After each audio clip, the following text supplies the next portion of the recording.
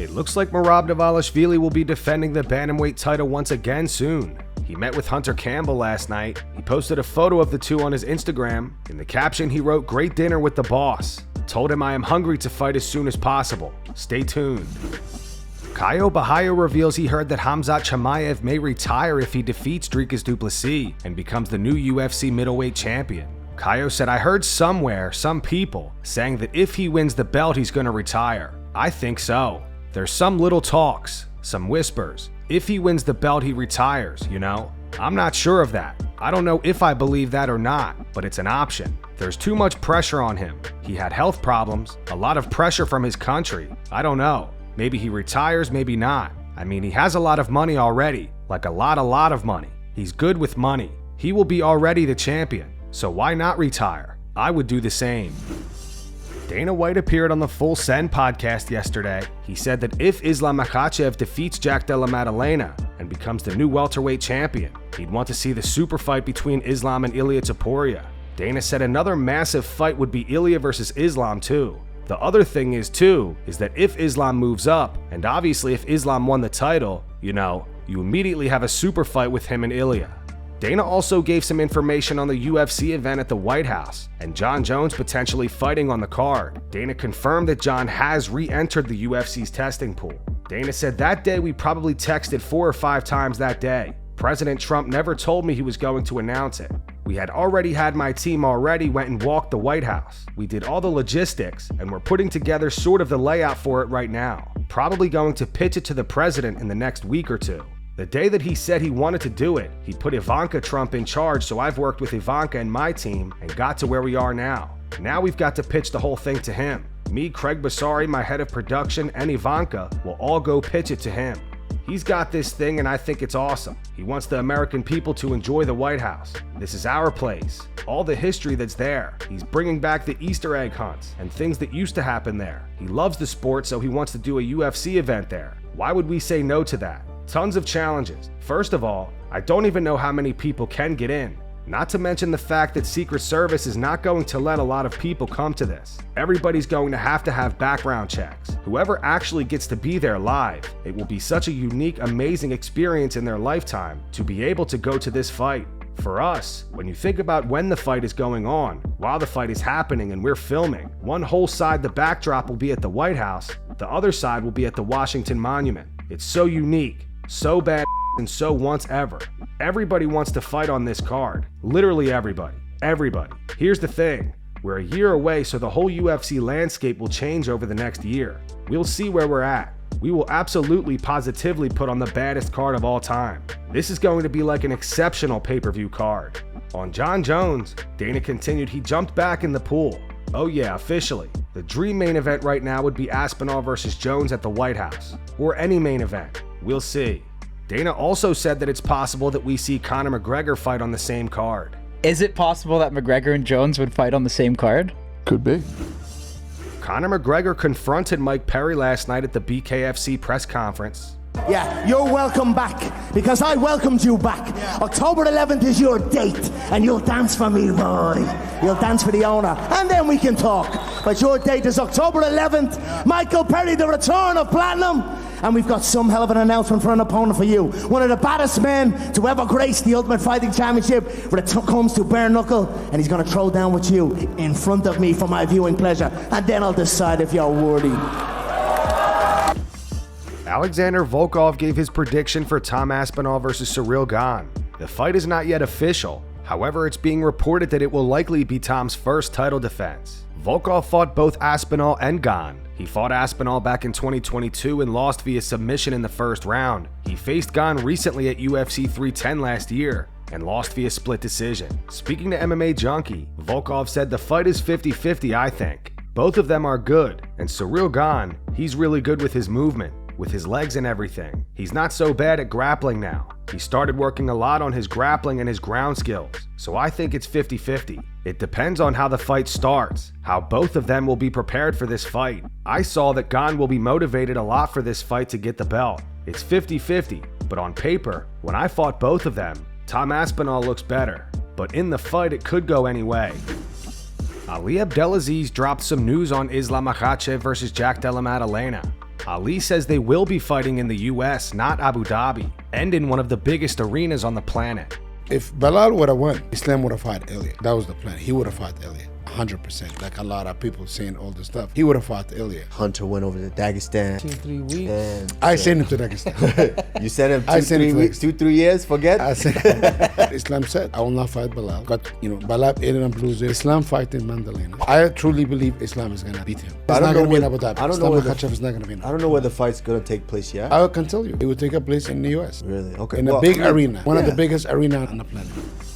Charles Oliveira says that Ilia Topuria hit him the hardest out of any of his previous opponents. In an interview with AG Fight, Oliveira said, "I've never been knocked out before. I've been knocked down before, TKO'd, but had never been knocked out before. This time, no. I didn't know what had happened. It was something new for me. He's definitely the one who hit me the hardest. I've been hit before by super tough guys like Justin Gaethje, Dustin Poirier, Michael Chandler, guys that knocked me down and hurt me, but he hits really hard. I asked many times what had happened, where I was, Diego Lima, my wife and family saying relax, breathe, we'll talk later. For real, it never happened like that before. It's upsetting, it sucks, but it's part of the game." Chris Curtis is dropping back down to welterweight and will face Max Griffin this weekend at UFC Nashville. He's currently on a 2-fight skid, with his most recent loss coming by a 3rd-round TKO to Roman Kopylov. Curtis spoke to media this week and explained why he's making the move down in weight. What are my feelings heading into this one? I'm really angry. I'm kind of grumpy, kind of hungry. I forgot what that felt like. I'm normally happy, singing and dancing on fight week. The decision to go to welterweight's kind of been one of those. It wasn't anything recently that happened per se. It's when it got signed to the UFC, we got signed to 85, which is upper weight class. I've been fighting most of my career at 70. I fought everywhere from 70 to heavyweight, but my home was 70. We got signed to 85, and turns out I exceeded everyone else's expectations and my own. We did way too well. So we always said we're gonna get signed, we drop down, whatever, but did well, and I enjoyed not dying all the time. So we stayed at 85. Did really well at 85, but once you start getting higher up in the rankings, it's not just how good the guys are. Physicality becomes an issue. And I've never, I'm 205 pounds. Fighting at 185, we got guys for 220, 230. You can't bridge that gap. That's, maybe some people can, I can't. I couldn't. So after the last one, we thought about it before the fight, and I was I told myself, it doesn't go my way, then maybe it's time that I actually go back to 170. I've always said that my goal in this was to see how far I could go, and at 85, I think we've seen how far I can go, but I don't want to end my career not knowing, was there a level I could reach beyond what I was doing? So here we are. Dana White shows off his card collection worth over $1 million. Oh, you haven't seen that yet, huh? Yeah, so, any new additions in the I office? started being a card collector now, so when back in the day, you'd put your cards in the safe somewhere. Now they build these safes where you can actually display them. Oh. That's the Jordan rookie right there. Sorry. The Tom Brady refractor. There's only 7 of these that exist.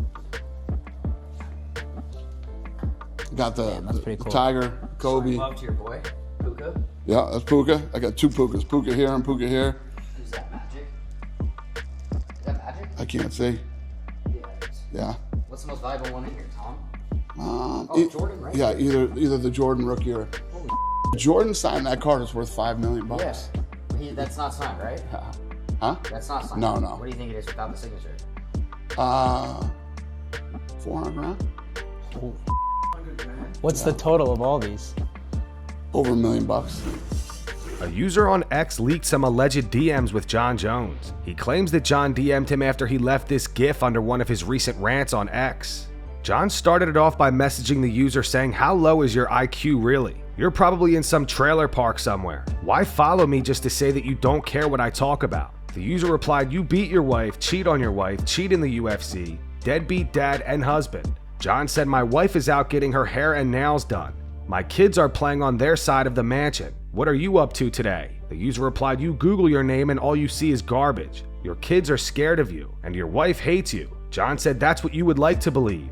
The user replied, "John Jones, drug cheat loser, cheater, deadbeat dad and trash husband." John said, the truth is I'm a black 6'4" professional athlete, multi-millionaire living the American dream. Are you living the American dream? The user replied, just because you have money doesn't mean you aren't a loser. John said, do you even own a car? The user replied, who doesn't own a car in 2025? Who was the naked girl in the car? John said, yes, again, I'm a terrible human being, but I'm incredibly wealthy, influential, people follow me from all around the world. The user replied, remember that night, or were you too high on again? John said, that was your girlfriend. The user said, answer the question, pal. John said, how can a man do and still become so much more successful than you?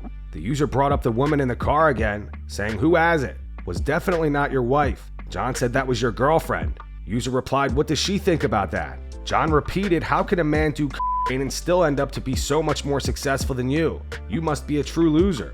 The user replied, you are truly stupid. Lay off the bud. John again said, I'm a terrible human being. I do drugs, but the whole world knows my name and no one knows yours. You have made zero impact on society. The user replied, blah, blah, blah, let me cope by saying I'm famous. You're a terrible human being. John said, so enjoy your job at Radio Shack. I'm going to go hop in my swimming pool. The user replied, Adolf looks like an angel next to you. Have fun beating your wife while your kids hide in the closet and call the cops again. John said again, I'm a bad person, but you are no one. The user replied, okay, so you are a bad person, got it. John said, is that what happened when your daddy came home? Did you hide in the closet? The user replied, 40-year-old man typed this, by the way. How many times have you been jailed again? John repeated, did you hide in the closet? The user replied, 35. You hide under the octagon when the commission comes looking for you. John said, I've been to jail so many times and yet I've still turned out to have a better life than you. Explain that. The user said, sounds like coping to me. John said, explain why I should sponsor you and your family and change your guy's entire life. You should be asking me for advice on how to become a winner. The user replied, in quotes, I have money, guys. Don't worry about all the terrible things I have done in life. John said, let me know if you need some help. You could be my intern. The user replied, hit and run on a pregnant lady, domestic abuse cases, drug cheating scandals. John said, I'll let you follow me around and watch what success looks like. The user replied, I'll follow you around and make sure you don't hit any women. That sound good? John said, bro, you're mentioning my past like I actually care. I've made about 6 million since I fought. The user replied, again mentioning money to cope. John said, reputations are for little girls to whisper about. I'm out here collecting massive checks. The user replied, massive amounts of yes. John said yes, because living like a king helps cope with everything. John ended it off by saying, look at your profile picture. Note to self, real UFC fighters don't actually wear venom. F***ing loser. John then blocked him. And that's going to wrap it up for the news. Thanks for watching. For daily MMA news and content, subscribe to Full Mount MMA and click the bell icon to be notified when we post videos. Here are the 3 top comments from last video. The first one says, I've never been a huge Ben Askren fan, but it was so incredibly sad to see him or anyone in that state. Hoping the best for his family and his recovery. The second one says, man, that Ben Askren video was brutal to watch. Prayers to him and his family. And the final one's from David. It says, listening to Ali Abdelaziz makes my phone feel greasy. Those were the 3 top comments from last video. If you want to be featured in the next one, all you have to do is comment down below. And if you missed yesterday's news, click the video on screen right now to get caught up.